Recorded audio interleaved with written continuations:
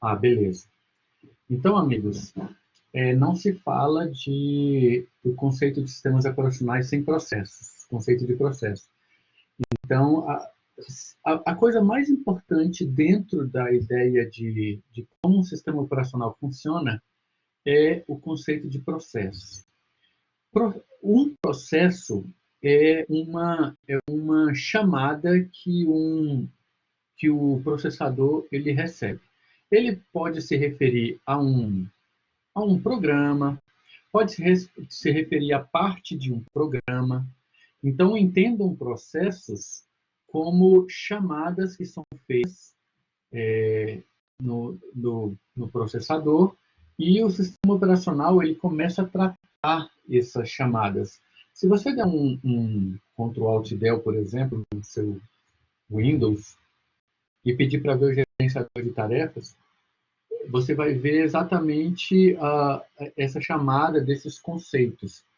Então, eu vou mostrar aqui para vocês, por exemplo, eu vou mostrar aqui uma coisa que vocês já devem ter feito dezenas de vezes, que é a apresentação do sistema de gerenciamento de tarefas do seu sistema operacional. Aqui eu estou abrindo uma virtual machine, só para mostrar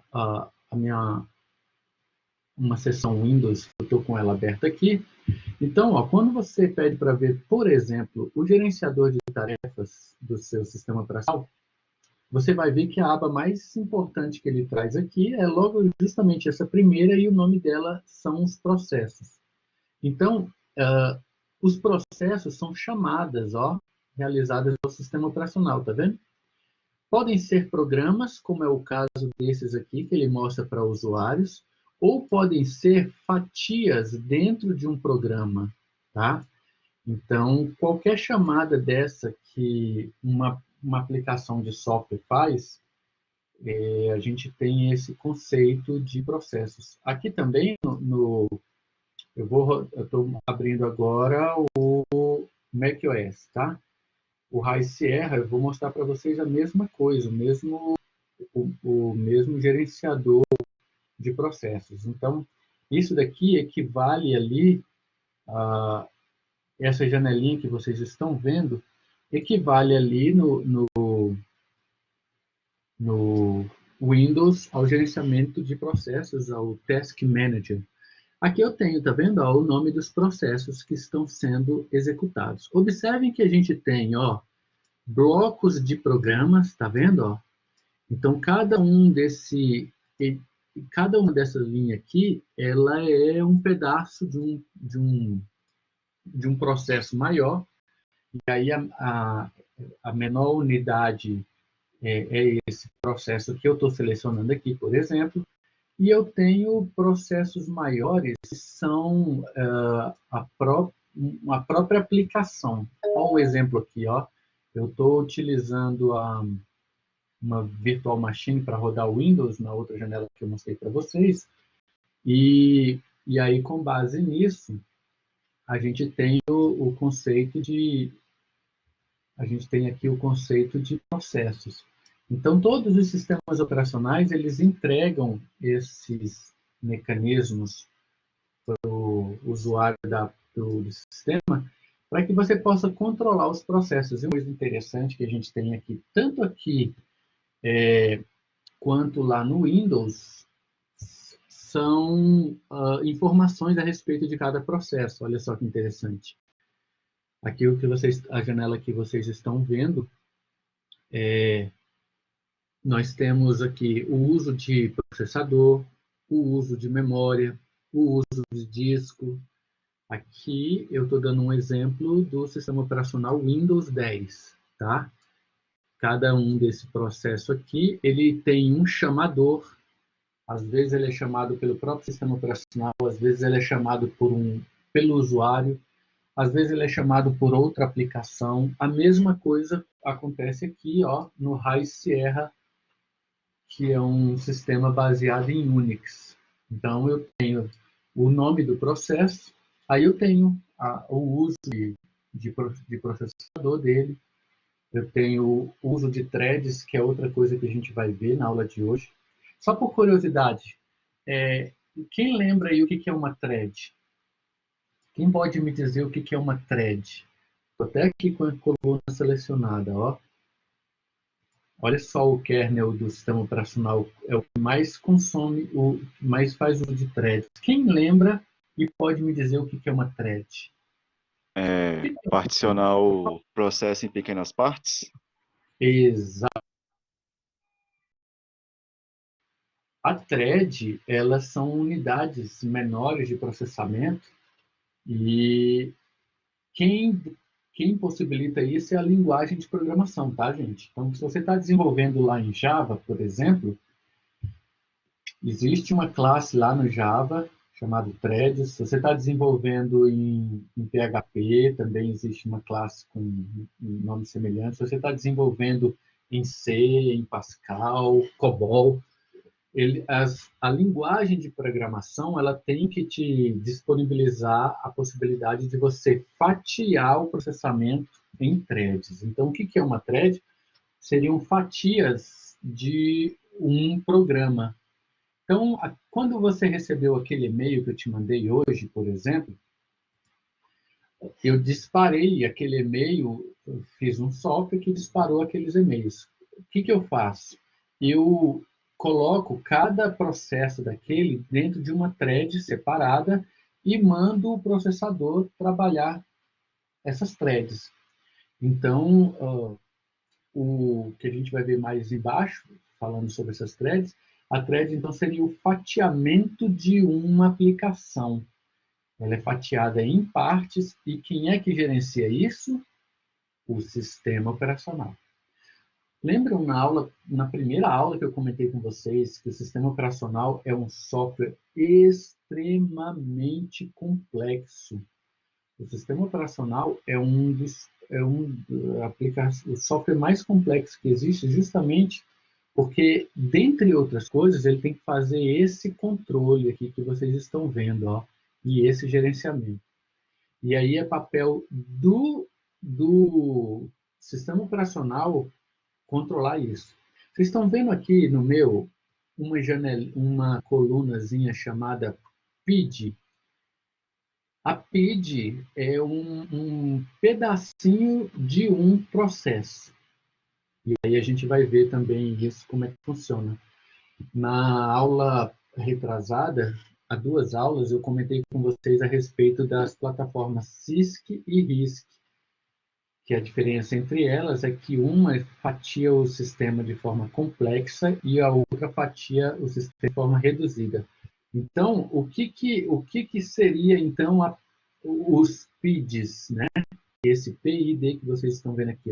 Está vendo que ele tem um número exorbitantemente maior do que o número de processos?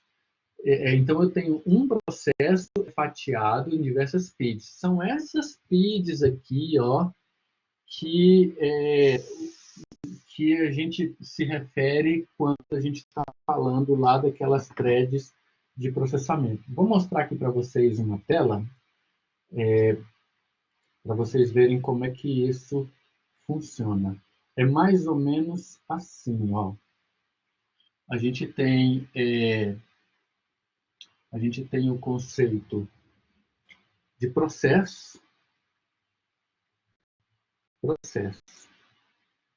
Então, entendam por processo, a gente pode ter um processo, um programa, um aplicativo, um pedaço de um programa, e isso é um processo. Isso é controlado pelo sistema operacional. Dentro desse processo, ele pode pegar e fatiar esse processo no que a gente chama de PID de processamento. Então, quando a gente fatia um processo desse, a gente não, né? O sistema operacional fatia um processo desse, ele é controlado de acordo com a plataforma e a arquitetura. Se a sua arquitetura for RISC, ele faz de um jeito. Se a sua arquitetura for CISC, ele faz de outro jeito. Então, esse aqui é justamente a nomenclatura dele é Proportional Integral Derivation, derivação integrativa de um processo. É como se fosse o identificador de uma pequena fatia de processo, tá, gente? E aí, o processador ele faz isso.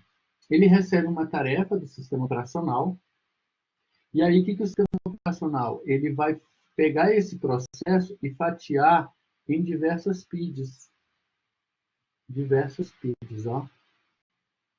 E aí, aqui é que mora a diferença da plataforma CISC para a plataforma RISC. Na plataforma RISC, ele vai pegar e vai fazer isso reduced, de forma reduzida. Ele vai pegar essas PIDs e vai fatiá-las aqui, ó, nas menores unidades mais reduzidas possíveis. E aí ele encaixa isso no processamento. Já a plataforma RISC, ele faz isso separando as PIDs de forma conforme a complexidade delas.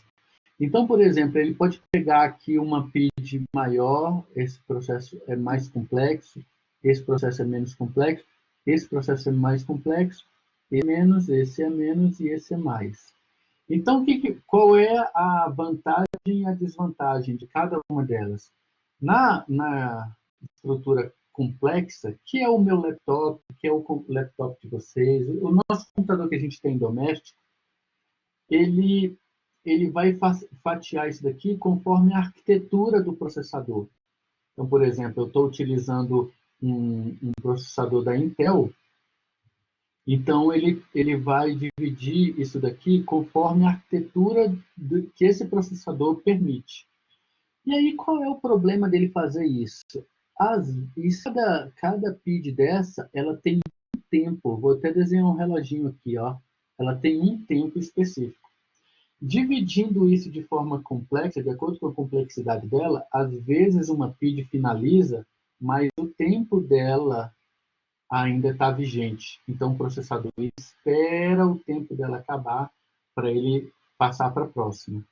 Já nas plataformas Reduced, por exemplo, como é o caso da plataforma IBM Z14, as plataformas Suns, Spark, são processadores específicos para trabalhar com fatiamento reduzido. Trabalhando com fatiamento reduzido, você aproveita melhor o tempo de processamento. Só que aí tem alguns outros problemas. Por exemplo, esse tipo de arquitetura aqui, ó, ela costuma não ter, ter um sistema operacional próprio para rodar lá na alta plataforma. Aqui não, aqui eu consigo rodar isso aqui com qualquer tipo de sistema operacional, Windows, Mac, Android, iOS, Linux, Ubuntu. Então aqui eu tenho uma flexibilidade maior, aqui é mais engessado, e aqui pelo fato dele fazer essa divisão de forma complexa, pode acontecer, pode não, certamente vai acontecer de eu ter perda de tempo aqui, porque as fatias de tempo elas são fixas.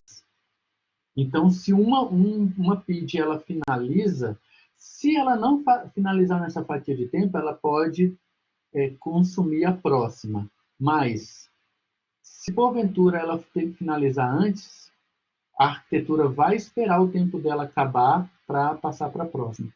E aí, nisso, você acaba perdendo um tempo valioso, às vezes, principalmente quando se trata de processos em lote. Processos em lote. Não sei se vocês lembram, na aula passada nós falamos do que são os processos em lote. E aí os processos em lote, eles são empilhados justamente para poderem aproveitar o máximo dessa arquitetura aqui, ó. Professor, posso ter processos em batch na plataforma CISC sem nenhum problema. Sim. E é muito comum, por exemplo, quando eu disparo os e-mails para vocês, eu empilho isso num processo, vocês devem lembrar lá da disciplina de estrutura de dados, quando a gente tem o conceito de filas e pilhas. Não sei se vocês lembram. Vocês certamente tiveram uma disciplina de estrutura de dados e devem lembrar dos conceitos de fila e de pilha. Não sei se vocês lembram. Fila, o processamento, o primeiro que entra, o primeiro que sai. A operação da fila é feita nas duas pontas. E a pilha é o primeiro que entra, é o último que sai. First in is the last out. Então, e a operação é toda feita numa ponta. Não sei se vocês lembram disso. É justamente aqui que a gente utiliza aqueles conceitos de fila e de pilha em processamentos. Então, dessa forma, a gente tem esses conceitos aqui de processos. Eu tenho um aluno que está ali, Marcos Douglas. Nossa aula está sendo em outra plataforma. Dá uma olhada lá no seu e-mail, no link que eu te mandei, ok? Estamos tendo aula lá. Então, continuando aqui, a gente tem esse conceito de processos, tá? É que cada atividade do sistema operacional, ele vai fatiar isso em programas que são chamados toda vez que uma função ela é requisitada pelo sistema operacional. Então, um processo pode ser um programa, pode ser um pedaço de um programa, e aí dessa forma a gente tem esses conceitos. Um processo também, gente, pode executar mais de um programa, tá? Ou então mais de um conjunto de PIDs ou um conjunto de programas. O colega que entrou como RA, não sei o que significa RA, ele pergunta aqui, então PID é o mesmo que thread? Não, PID não é o mesmo que thread, tá? É importante deixar isso bem claro. O conceito de thread e de PID não são a mesma coisa. Vou voltar aqui na imagem para vocês verem, ó. O conceito de... Mas é porque o IoT é processo. Oi, pode perguntar novamente? Na questão que o colega perguntou, essa era a minha dúvida também, mas no processo e thread é fatia de um software. Exatamente. Exatamente. E, inclusive, era isso que eu ia escrever. A PID, ela é o fatiamento de um processo, tá, gente? PID são fatiamentos de um processo. Não sei se vocês lembram lá, ó, eu vou até mostrar aqui de novo. Olha só que interessante. Esse aqui é o monitor de atividades, do macOS, High Sierra, que é baseado em Unix. Observem na coluna que eu tenho aqui, ó, eu tenho um processo, por exemplo, ó, Microsoft Teams. Está vendo que eu tenho um processo aqui na máquina chamado Microsoft Teams?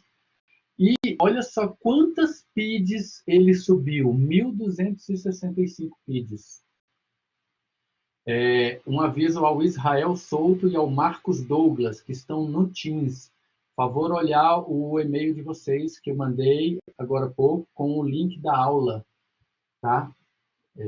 Acessem por lá. Nós estamos tendo a nossa aula em outra plataforma, porque o Teams perdeu alguns vídeos na semana passada, então eu estou usando uma outra plataforma. Está lá no e-mail de vocês. Israel Souto e Marcos Douglas, vocês dois que estão ainda aí no Teams, ok?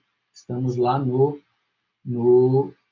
na outra plataforma, está no e-mail de vocês o link. Então, voltando aqui, amigos, ó, a pergunta do colega, ó, a PID é o mesmo que thread? Não. A PID, como o colega acabou de mencionar, ela é uma fatia de um processo.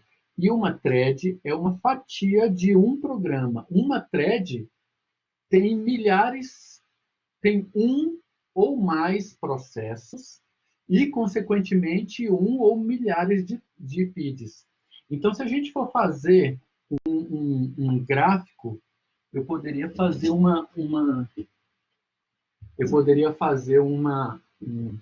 desenho mais ou menos assim. Eu vou desenhar aqui para vocês verem, eu poderia fazer um diagrama. Professor, O gerenciador está em cima da câmera, professor. Enquanto eu estava apagando. Então, ó, vou fazer um diagrama bem assim, ó. A menor fatia de todos, quem está lá na rabeira, lá embaixinho, é a PID, tá? A PID.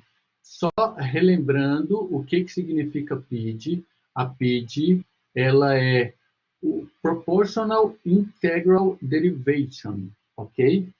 Derivação integrada proporcional de um processo. A menor unidade é a PID. A menor unidade é a PID. A PID é o nosso átomo, tá, gente? É o nosso átomo, a menor unidade. Se bem que depois de Rutherford descobriu, né, que o átomo, o nome era mal feito. O átomo deveria significar não divisível, mas depois a gente descobriu que tinha os prótons, os nêutrons e os elétrons, e entre eles havia ainda os fótons, os quarks e os mesonpis. Mas vamos supor que o átomo fosse a menor unidade. Então, o processo, ele é composto de várias PIDs, tá? O processo ele é composto de várias PIDs. Um programa, ele pode ser disparado em um processo ou vários, tá? Um programa aqui, ó. Então, o que são as threads? As threads, ó, são as fatias. São as fatias desse programa aqui, ó. Thread. As threads. Tudo bem? Ó, thread 1, thread 2, thread 3 e assim por diante. Então, a thread é o fatiamento de um programa. Um programa, quando ele sobe, ele tem vários processos. O processo tem várias PIDs. Então, se eu pudesse fazer um diagrama, ele ficaria assim, ó, PID é a menor unidade, é o nosso átomo, e aí eu tenho os processos. Eu posso ter um programa dado em um processo, tá, gente? Então, eu posso ter um programa disparado em um processo ou fatiado em vários processos. Agora, isso daqui, ó, quem tem que fazer é o programador. Se o programador não fizer isso daqui, ó, se o programador não, na hora de fazer o programa, ele não separar em threads, que não é uma coisa que o próprio sistema operacional faz, até porque ele nem pode, o sistema operacional não pode tomar essa decisão. Ele não pode simplesmente chegar ao seu programa, fatiar e botar para dividir isso em vários núcleos. Ele faz se e somente se você, programador, especificar isso. Isso aqui, ó, não é o comportamento padrão. Você tem que ir lá na sua aplicação, na hora de desenvolver, e quebrar o que você quer quebrar por threads. Porque nem tudo pode ser quebrado por threads. Porque a gente não pode correr o risco de ter uma operação chamada deadlock. Quem pode me dizer o que é deadlock? Quem já ouviu falar nesse termo deadlock? Quem lembra? Vocês já viram alguém falando assim, eita, deu deadlock? Alguém já ouviu falar nisso? Está associado com banco isso, professor, ou não? Oi, pode repetir? Está associado com banco ou não isso? Que eu já ouvi um tal, não sei o que, logo. Não está associado com banco, não. Mas você pode ter uma operação de deadlock em banco. Dead é morte, né? E lock ficou preso. É mais ou menos assim, ó. Imaginem vocês que eu tenha lá no meu programa, aquele meu programa que eu mandei os e-mails para vocês. Imaginem que ele tem um processo lá que é assim, ó, um processo A, que eu falo assim, ó, envie o e-mail lá para o Bruno. Envie um e-mail para o Bruno. Aí eu tenho um processo A que envia um e-mail para o Bruno. Aí, o processo A, imagine que o processo A disparou uma chamada para um processo B, por exemplo, que é assim, ó, verifica o protocolo SMTP, Sample Mail Transfer Protocol, um protocolo de transferência de e-mails. Aí ele foi lá, aí o protocolo retornou para o processo A, assim, ó, beleza, sucesso, o protocolo está ativo. Aí esse mesmo processo A agora chamou um processo C. Só que aí, olha o que acontece. Aí esse processo C, ele precisou de fazer uma chamada a um processo D. Imagine essa situação. Precisou fazer uma chamada a um processo D. Imagine, por exemplo, que ele falou assim, o usuário está mandando um arquivo HTML, então carrega aí para mim o HTML. Aí, olha só que interessante, imaginem vocês que esse processo D, para finalizar o carregamento do HTML, ele precisa lá conferir se o endereço do usuário é um endereço válido. O que acontece nesse caso? O processo A, ele está parado aguardando quem? Aguardando o processo C. Ó. O processo C disparou um processo D, que por sua vez dispara o processo A, mas o processo A só vai conseguir responder o processo D de volta quando ele finalizar essa chamada aqui. Ó. E isso é uma operação de deadlock. Dead de morte mesmo. Ou seja, fiquei preso. Ó. Lock é preso. Então, uma operação de deadlock é quando você tem um processo A aguardando informações de um processo B que depende do processo A. Então, ele fica preso, ó. Ele fica preso. E isso daí, ó, por que o seu sistema operacional, por que ele não pode controlar as threads? Para não correr esse risco aqui, ó. Porque se ele fosse controlar isso, muitas vezes eu poderia cair num deadlock. Então, quem é que controla o fatiamento de um programa? O desenvolvedor. Professor, se eu quiser fazer uma aplicação utilizando thread, sem nenhum problema. É claro que uma aplicação que utilize threads, ela vai rodar muito mais rápido. Por quê? Porque eu vou pegar o programa aqui, ó, e vou fatiar. E vou colocar, imagina, o seu processador aí, ó, seu processador tem hoje, se for uma máquina mediana, ele tem pelo menos 4 núcleos. Ele é pelo menos um quad-core. Se for uma máquina, mais ou menos. Imaginem vocês uma máquina octa-core ou os processadores novos. Pode perguntar, se não tiver com Professor, dúvida, pode falar. já que você tocou nesse assunto de núcleos de processamento, o núcleo de processador ele serve basicamente para simular um segundo processador para fatiar os processos? Para dividir os processos, não, para fatiar, não, para dividir os processos. Exatamente. O que os fabricantes de processadores, os dois principais, né, que é a Intel e a AMD, eles começaram a distribuir núcleos diferentes dentro do processador como se fossem processadores diferentes. E aí isso é utilizado. Quando você desenvolve, por exemplo, com threads, é isso que ele faz. O sistema operacional vai pegar essas threads aqui, ele tem um algoritmo chamado balanceador de carga. Esse algoritmo balanceador de carga ele é semelhante ao que a gente está vendo aqui, ó.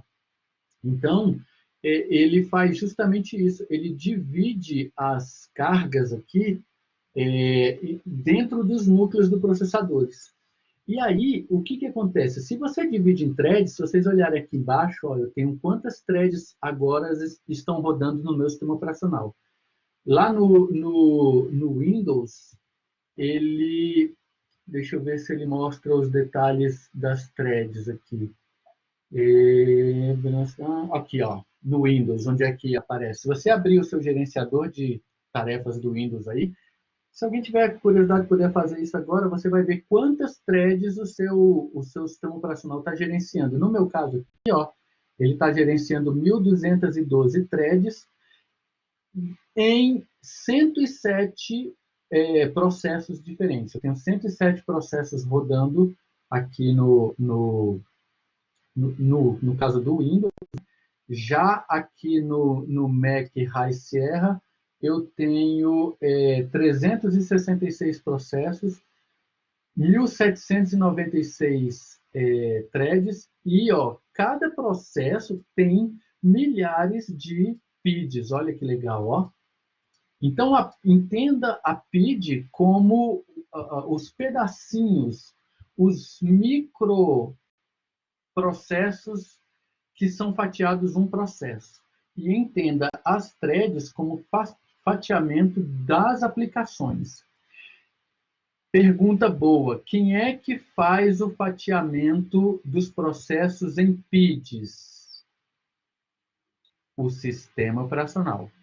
Quem é que faz o fatiamento dos programas em threads? É o sistema operacional? Eu creio que sim.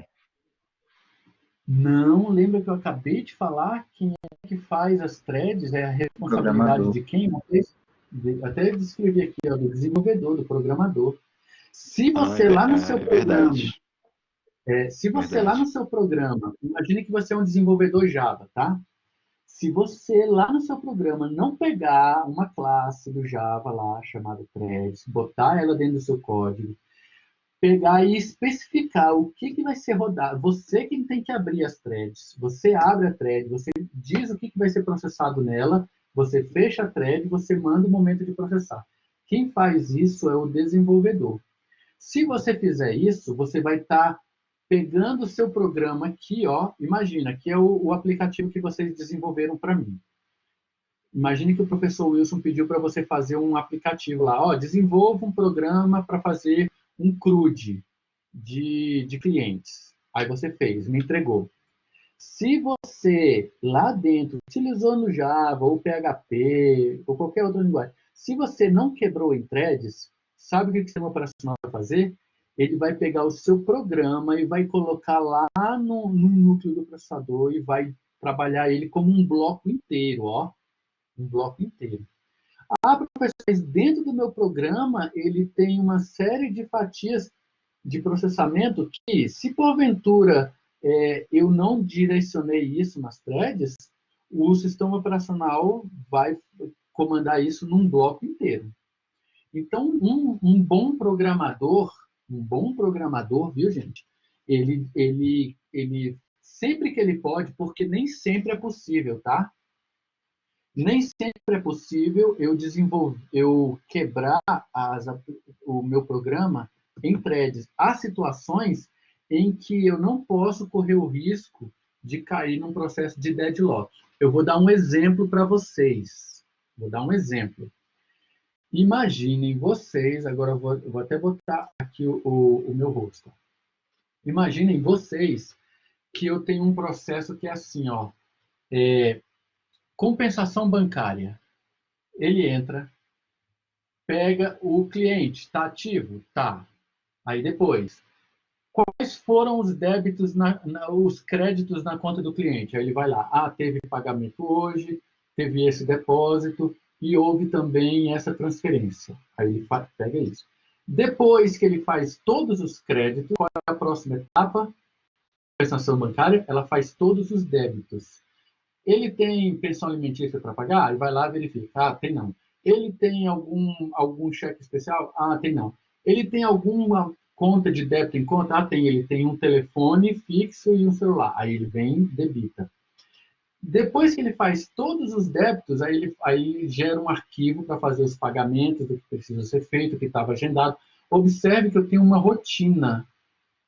Agora eu pergunto para vocês, se eu separar essa rotina em threads, olha o risco que eu corro. Imagine, por exemplo, que a thread de controlar os créditos, ela deu uma atrasada. Caiu no momento lá num pedaço do processador que estava livre, terminou logo. Eu não posso fazer os débitos de uma conta antes de fazer todos os créditos, senão ela corre o risco de ficar negativa. E se ela ficar negativa, eu tenho uma outra operação lá no banco que dispara lá a busca, por exemplo, o pagamento de juros, de multa, alguma coisa.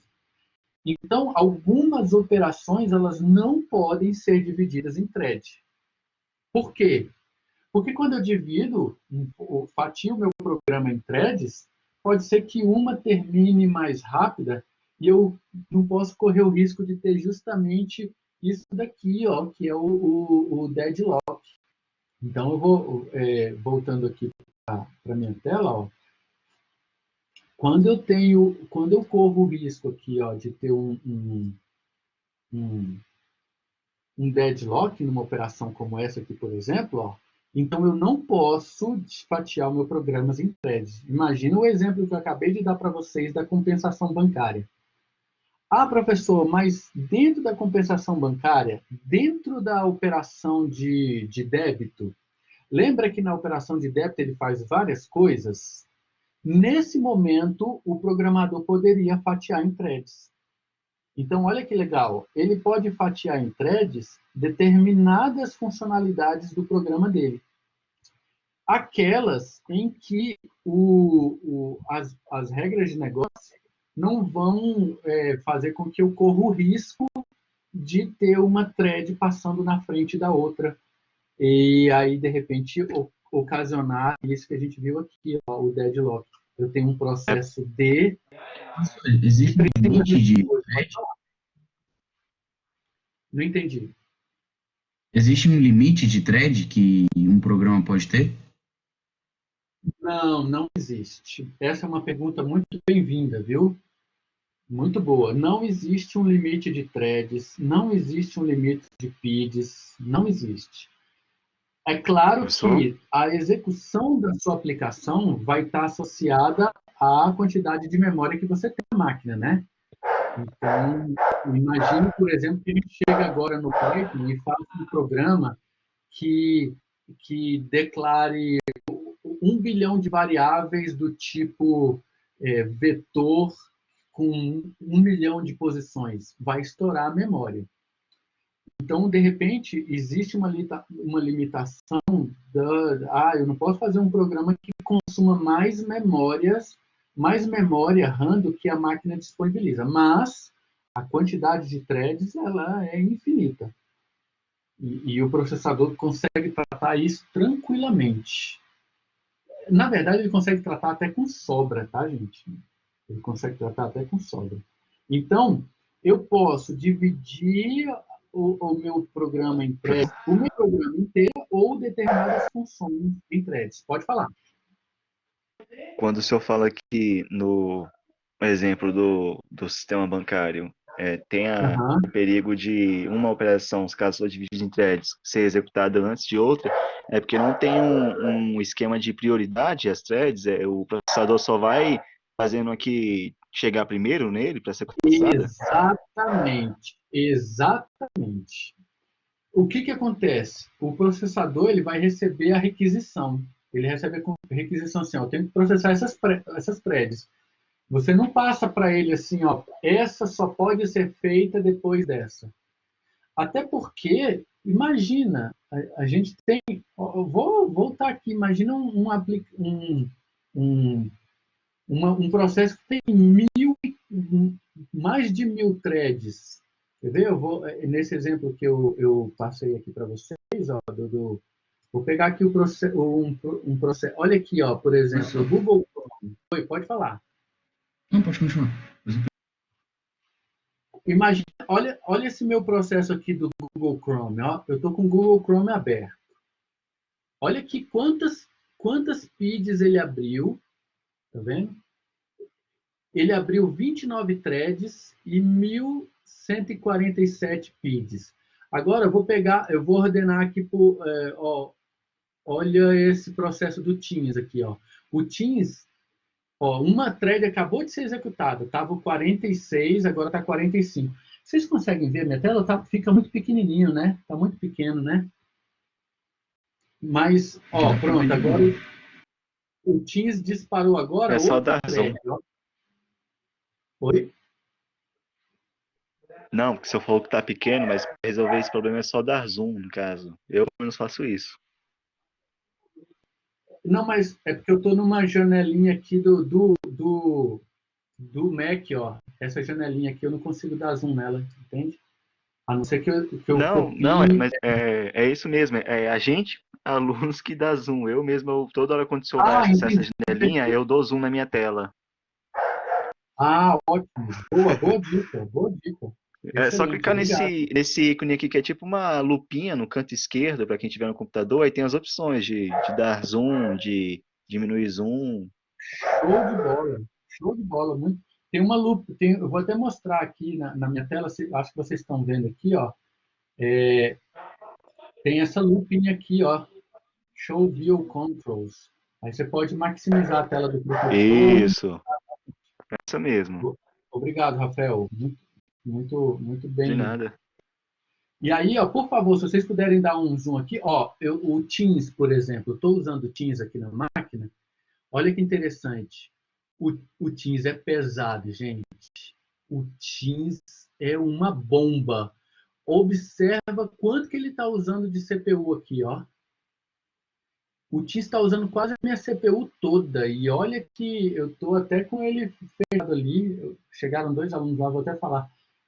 Atenção, Natan, Ivo e Israel Souto. A aula está ocorrendo em outra plataforma. Eu mandei para vocês o e-mail. O link está lá. A turma toda está lá na outra plataforma. Por favor, entrem lá. Ok? Natan, Ivo e Israel Souto. Então, amigos, olha só. Nesse momento agora, o Teams disparou 47 threads. Se vocês puderem observar aqui onde eu estou com o mouse, ó, ele disparou 47 threads. Então, não, o programador não fala assim, ó, essa thread eu quero que rode primeiro. Essa é uma característica das threads, tá, gente? Você chega lá no programa, na hora que você, por exemplo, o desenvolvedor lá na Microsoft, que fez o Teams, o desenvolvedor não, né? A equipe. Microsoft Teams, a equipe deles tem quase 200 desenvolvedores, só para o Teams. Então, imagine que nós sejamos um desenvolvedor do Teams, e aí a gente fala assim, ó, esse processo aqui, por exemplo, um processo candidato bom para virar uma thread, sabe o que é? O processo de envio dos pacotes para serem gravados, para gravar a aula. Eu não preciso mandar esses pacotes na ordem, vocês concordam? Eu fatio esse processo, ele tem um processo caro que é de gravar a aula. Eu posso simplesmente botar isso numa thread. Por quê? Porque quando chega lá, como o arquivo tem um hash, um apontamento para onde começa um e onde termina o outro, eu não preciso, por exemplo, dizer a sequência deles. Então, observem que aqui o Teams agora, ó, ele tá consumindo 97% do meu processador. Olha como o Teams é pesado. Ele disparou 47 threads. Ele tem um único processo e quantas PIDs? 1.263 PIDs de processamento. Então, e olha que interessante, aqui eu tenho o usuário que disparou. Quando aparece a palavra root, é o sistema operacional que disparou, e quando aparece o nome do usuário logado, é um processo disparado pelo usuário. Então, quando o programador quebra o programa dele em threads, ele tem que pensar que ele não pode correr o risco de promover, de deixar acontecer isso daqui, ó, o deadlock. O deadlock é quando tem um processo A aguardando por um processo B e esse processo B está aguardando uma resposta do processo A. Aí ele fica preso em deadlock. Sabe qual é a única forma de matar isso daqui? O administrador do sistema indo lá e derrubando o processo. Por que o sistema operacional não pode derrubar? Porque o sistema operacional, embora ele seja soberano, ele não tem essa capacidade de chegar lá e sair derrubando. simplesmente. Ele nem pode fazer isso. Já pensou se ele derruba um processo crítico? Ele nem pode fazer isso. Então, a única forma é você chegando lá, não sei se vocês lembram, lá no Windows, a gente chega lá no processo, seleciona o processo que você quer, por exemplo, eu tenho aqui esse processo, ó. Eu não vou derrubar o Windows Explorer, porque senão derruba a sessão toda, né? Mas quando ele clica aqui, ó, em reiniciar ou em finalizar tarefa, ele vai lá e mata aquele processo. Eu vou abrir a minha calculadora aqui, ó, só para fazer isso. Estou com a calculadora aberta. Observe que agora ele vai aparecer aqui, ó, um processo da calculadora. Ó. Eu vou lá na letra C e ele abriu aqui um processo. Ó, calculadora, tá vendo? Então está aqui a calculadora e o processo que eu abri para ela. Então vamos ver que interessante. Ó, o processo da calculadora, por exemplo, ele está consumindo... Cadê aqui a minha calculadora? Olha lá, a minha calculadora. Ó. Ele está consumindo 0% de CPU, claro, né? Está parado ali, não está fazendo cálculo nenhum. Está ocupando 11 MB de memória. Imagina, só que essa calculadorinha velha ocupa 9 megabytes de memória.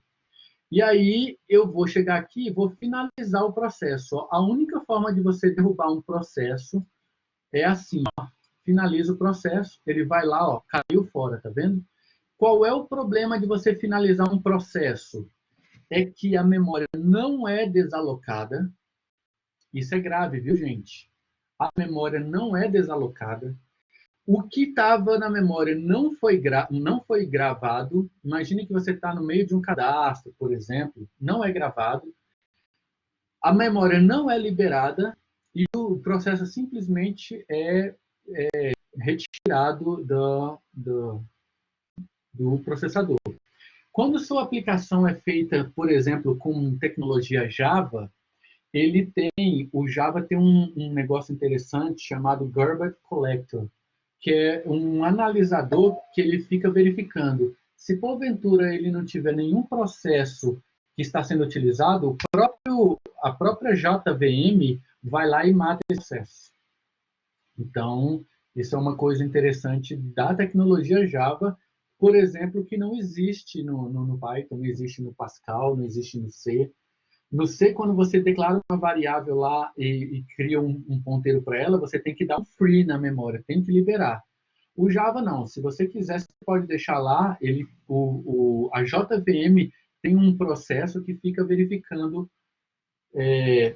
se porventura aquele processo está sendo utilizado ou não. Se não tiver, ele vai lá e desaloca a memória, chamado Garbage Collector.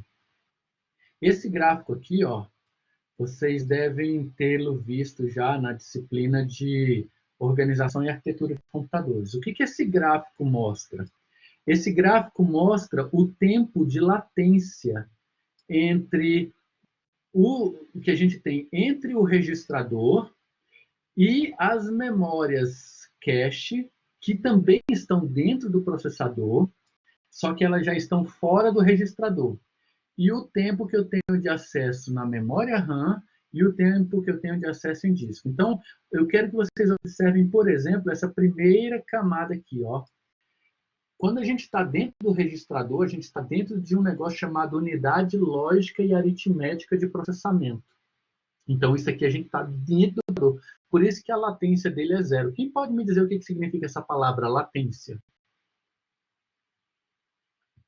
Quem já ouviu esse termo? Quem pode me dizer o que significa latência? Quem lembra? A primeira coisa que lhe vem à cabeça, o que é uma latência? Quem pode me dizer? Tempo de resposta? Exatamente. É o tempo de resposta. Observe que quando o processador está chaveando uma operação dentro da unidade lógica e aritmética, olha o tempo de resposta. É nulo, é inexistente, porque ele não tem que sair de dentro do registrador. É uma operação de bit que ele faz com a memória, com energia elétrica. Deixa eu aproveitar só para responder aqui a pergunta do Anderson Lira. Deadlock é diferente de um looping? São coisas diferentes, tá, Anderson? O loop é uma operação que a gente faz de iteração, e dentro dessa operação de iteração, ela pode ou não ocasionar um deadlock. Imagine que eu tenho dentro de um loop, eu tenho uma operação, o loop processa a folha de pagamento do Anderson. Dentro desse loop, eu tenho outros loops. O Anderson tem 4 dependentes. Então, eu vou ter um loop que vai rodar 4 vezes dentro de um loop que está acima. Cada loop desse daí, ele vai fazer uma série de processamentos, e um loop pode causar deadlock em outros, sem nenhum problema. Mas não há uma relação de um para com o outro, tá? Loop seria uma estrutura de controle como while, exatamente. O Professor? loop é uma... Oi, pode falar. Não, pode ter nessa raciocínio, eu pergunto. Tá. O loop, a pergunta do RAI justamente é isso. O loop é uma operação de uma estrutura de repetição, do while, for. Quem programa lá em COBOL ou em Pascal tem o repeat until. Quem programa lá no Python tem o for e o while. Quem programa no Java tem o do while. Isso são operações de loop. Uma operação de loop pode causar um deadlock? Sim. Imagine que eu estou processando lá a folha de pagamento do Anderson. Então, o Anderson é um entre outros 14 mil funcionários. Então, eu já estou dentro de um loop. Cheguei no Anderson. Dentro do Anderson, ele tem 4 dependentes. Eu vou disparar um outro loop. Dentro de um dependente desse, eu posso ter uma chamada de uma operação que ela está dependendo de outra. Então, um loop pode causar um deadlock? Pode. Deadlocks são causados por erros de lógica de programação. Por favor, amigos, não esqueçam mais disso. Se puderem escrever em algum lugar, deadlock, eu vou até mostrar aqui, a minha tela de novo, O deadlock, deadlock, se vocês puderem puxar uma setinha assim, são causados por erro de lógica. Erro de lógica. Só lembrando os 3 tipos de erros que nós temos na programação. Nós temos o erro de lógica, o erro de sintaxe e o erro de runtime, tá? São os 3 tipos de erros que nós temos na programação. Sintaxe, quando o programador escreve um comando inválido, errado, esqueceu um parênteses, esqueceu um ponto e vírgula, alguma coisa. O erro de lógica é aquele erro matemático, é um erro na programação. Esse é o pior que existe, porque o programa compila, roda e vai para o cliente, e você só descobre depois. E o terceiro tipo de erro é o erro de runtime. O erro de runtime é aquele que ocorre, como o próprio nome diz, é o erro em tempo de execução, que ocorre lá na máquina do usuário quando por uma situação que você não conseguiu prever. Por exemplo, eu tentei salvar um relatório na máquina do usuário e a máquina do usuário não tinha espaço em disco, por exemplo. Aí eu tenho um erro de runtime, tá? Erros de deadlock. Quando um processo A depende de uma resposta do processo B e esse processo B depende do processo A, que ele causa um deadlock, ou seja, a aplicação fica presa, e isso daqui foi barbeiragem. Barbeiragem de quem, professor? Desse cara aqui, Tudo bem? É claro que alguns problemas de deadlock são praticamente quase impossíveis da gente imaginar e prever, mas se isso acontecer, a sua aplicação vai travar, alguém vai ter que derrubar a sua aplicação, e ele vai derrubar a aplicação da pior forma possível. Não sei se vocês lembram, igual eu derrubei aqui a calculadora, pelo processo de derrubar a aplicação mesmo, tirar ela da instância da memória, e quando faz isso, não fecha os registradores, não fecha a memória, não salva em disco, nada.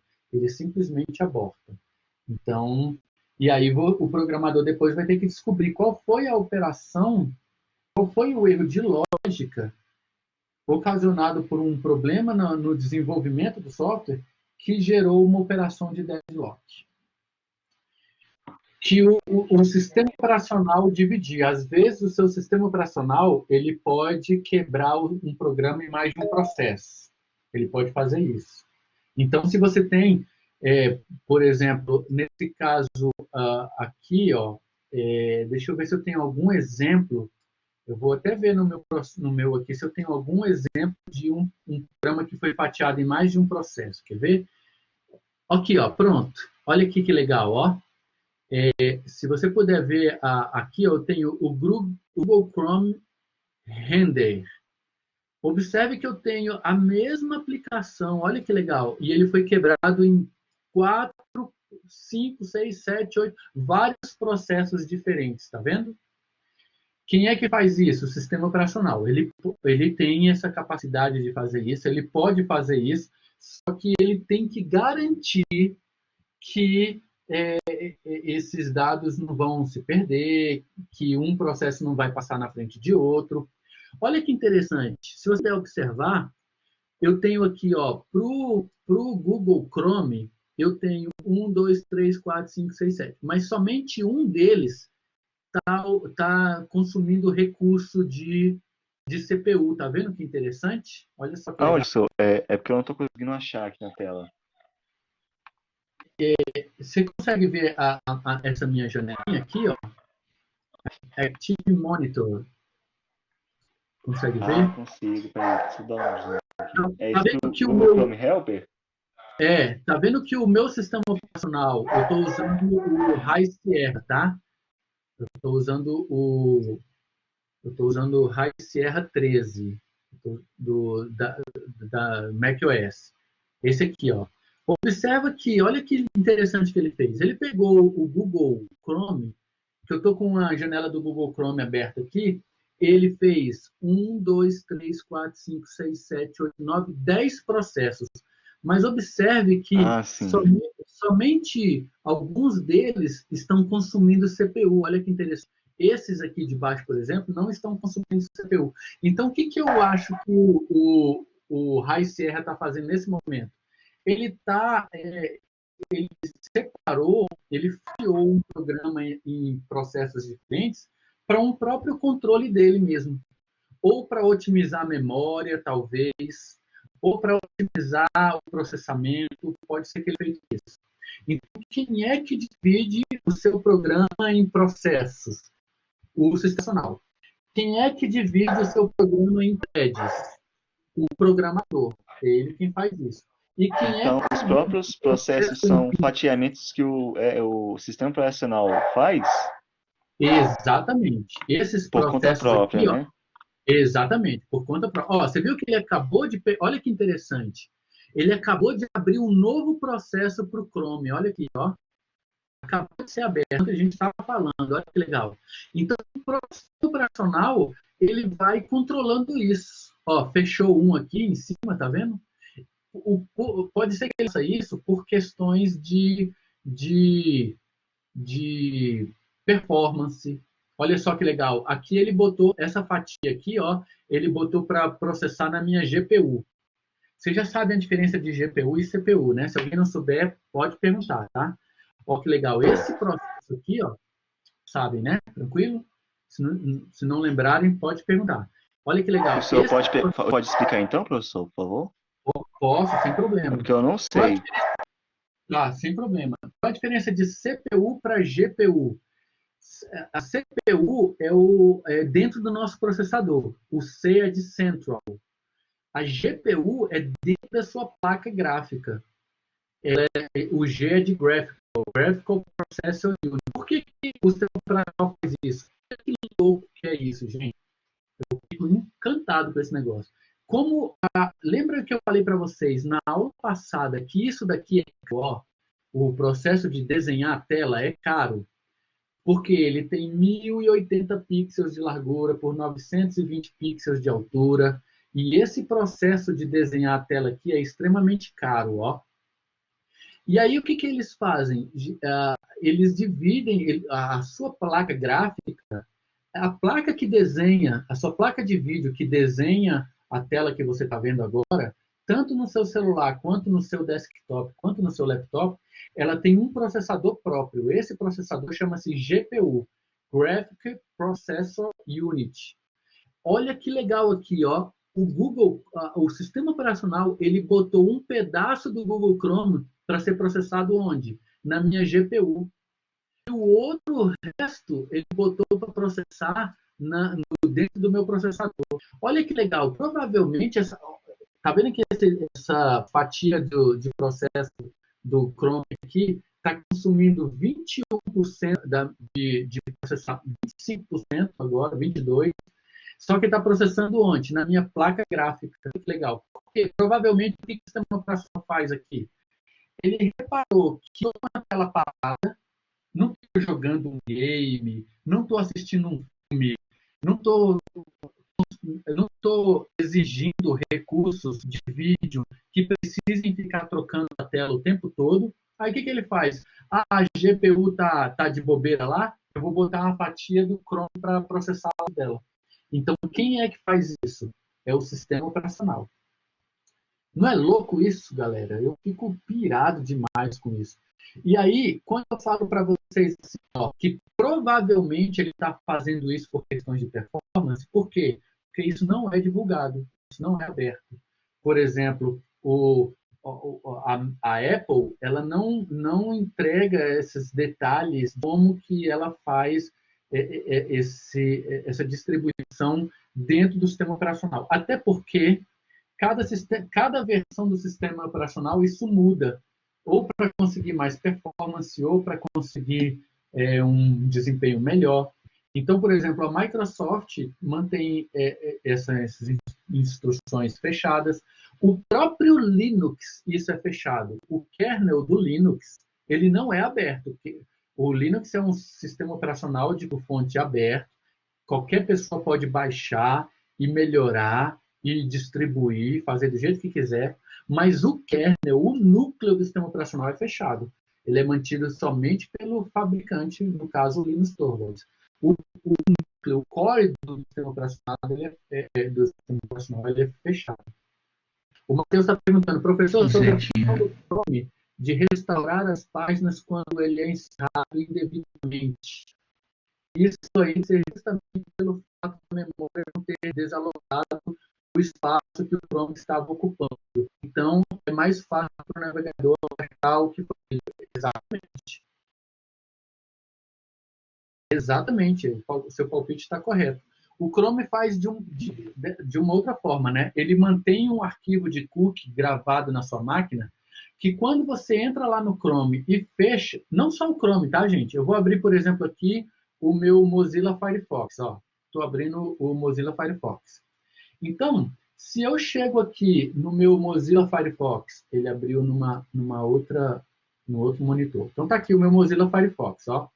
Então, se eu chego aqui no Mozilla Firefox e não fecho dessa forma que eu vou fechar aqui agora, quando eu não fecho assim, ou a máquina desligou ininterruptamente, ou travou e eu tive que reinicializar, ele não vai lá no disco e limpa um arquivo. Então, quando eu abrir o Mozilla Firefox de novo, se ele identificar que esse arquivo está lá, então ele vai identificar que não foi fechado da forma correta. Então, ele pega as abas que estavam abertas, que é gravado nesse arquivo, e pergunta aqui para mim, olha, o Mozilla Firefox, ou o Chrome, ou o Edge, não importa, qualquer navegador, ele vai falar assim para mim, olha, não foi encerrado corretamente. Quer abrir as abas que você estava com ele aberto quando ele foi encerrado? Aí você diz sim ou não. Então, o que acontece? Quando eu chego aqui e fecho, ele vai lá e limpa esse arquivo. Se eu desligar a máquina sem querer e não fechar o arquivo, o arquivo continuou gravado lá no disco com todas as abas que eu tinha aberta.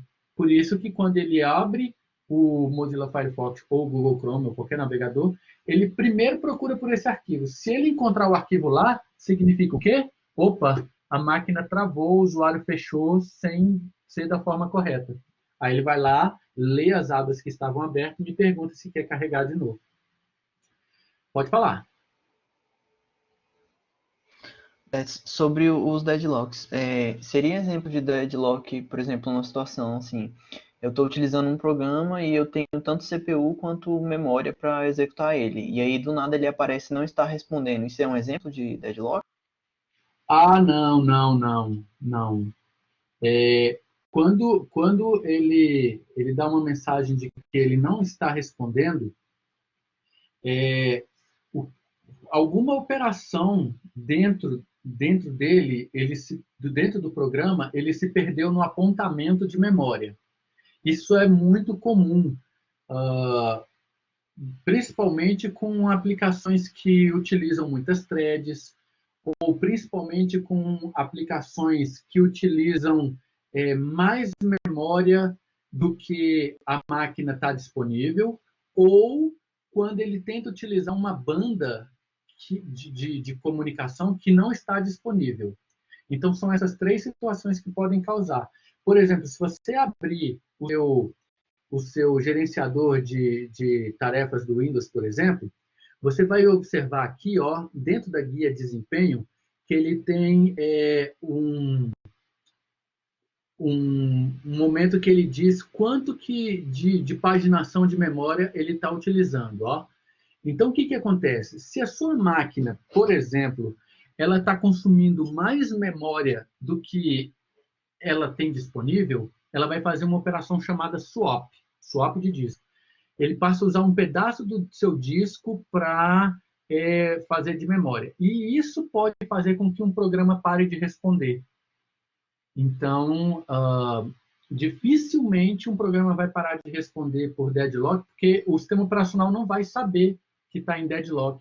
E aí ele não dá aquela mensagem de que o programa parou de responder.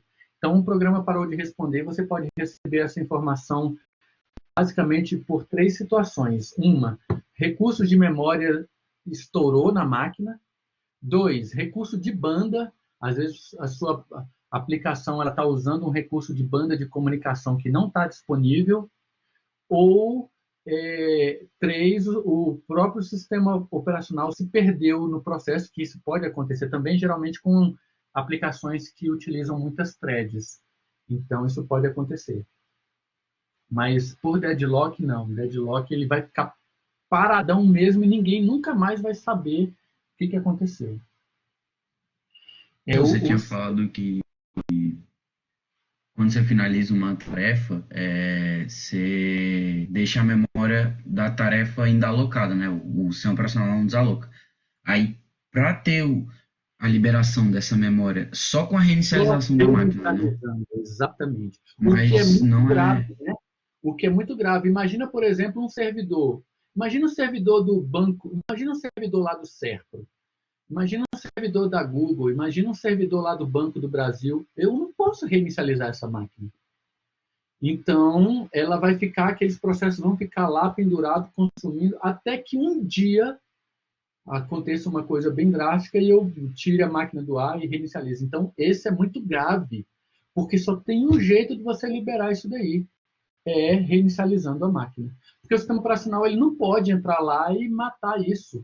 Vai que é um processo que está sendo utilizado. Então, é muito sério esse tipo de operação.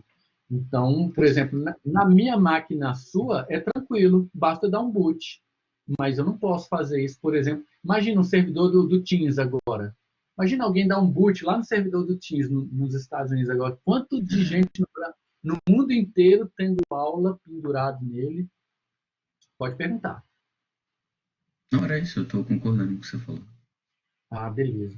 Amigos, a gente se encontra então na semana que vem, nesse mesmo horário. A gente vai dar continuidade. Viram como é interessante esse assunto? De PID, de processo, é muito legal. Eu acho um dos assuntos mais legais que tem para a gente ver como é que funciona o escalonamento disso em CPU, em GPU, como é que ele divide as threads, como é que ele divide os processos.